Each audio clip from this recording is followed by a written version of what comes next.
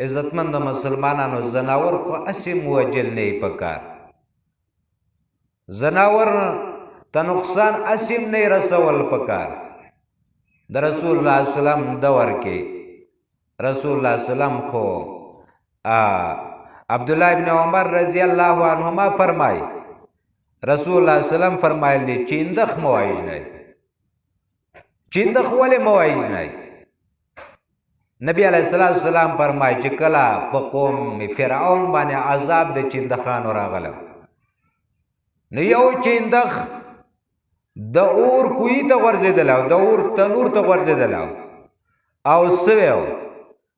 حالن کې د چیندخ مسکن د چیندخ د پاتې کېدو ځای د چیندخ د اوسېدو ځای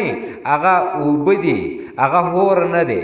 ولیکن د الله د رضا د پاره د الله د دین د پاره د الله د دین ته غیرت د وجنه چیندخ تنور ته ورزولو نو د هغې د وجنه الله پاک د هغه مقام چې دی نو هغه یعنی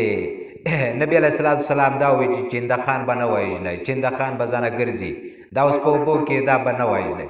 زناور بې وجې زناور ډېر زناور دی نبی علیه السلام داسې ښودلی دي حالانکې یو واقعه کې داسې هم راځي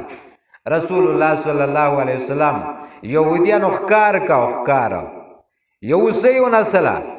او چې اوسۍ ونسله نسلې وه او اوسۍ په دې سترګو کې اوښکې راغلې رسول الله صلی الله علیه وسلم هغه یهودیانو ته وی او اوسۍ ورته نبی علیه السلام ته شکایت وکړ زما دوه بچي دي ما هغو له پی نه دي ورکړي او زه زما هغو له په منډه پی ورکوم هغو ته ویم چې زه ښکاریانو نسل یم رسول الله سلام یهودیانو ته د هغه اوسۍ په عوض کې ضمانتي جوړ شو او دا تاسو پرېږدئ او تاسو انتظار کوئ زه به د دې ضمانتي یم او چې کله دا واپس راله زه به تاسو نه ځم ټیم یې ورکړو دومره ټیم کې به دا اوسۍ تاسو ته واپس راځي وشوم داسې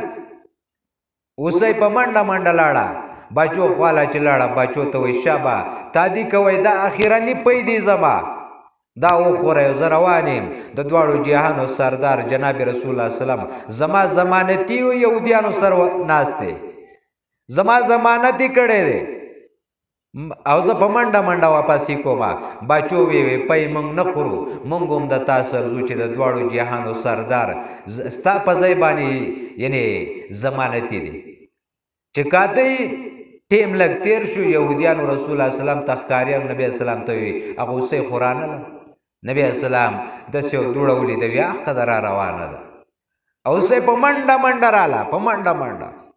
او دومره په تیزۍ باندې را روانه ده بچي ورپسې دي رسول الله سلام چې څنګه ولیده سره د بچو یهودیانو ته وی د دې قیمت واخلئ زه تاسو له د دې قیمت در کوم او دا د خپلو بچو سر پرېږدئ چې ځي نبی اسلام په زناورو ترس کو رحم کو عزتمندو بې وجې زناور وجل بې وجې زناورو ته نقصان رسول دا د اسلام نه خلاف دی په هر شي به ترس کوي الله په تا ترس کوي لکه حدیث پاک کې راځي رسول الله سلام فرمایي څوک چې په مخلوق رحم نه کوي الله په هغه سړي باندې هم رحم نه کوي په مخلوق به رحم کوي الله پاک به په تا باندې رحم کوي الله دې زموږ په زړونو کې ترس او نرمتیا او رحم دلي الله دې پیدا کړي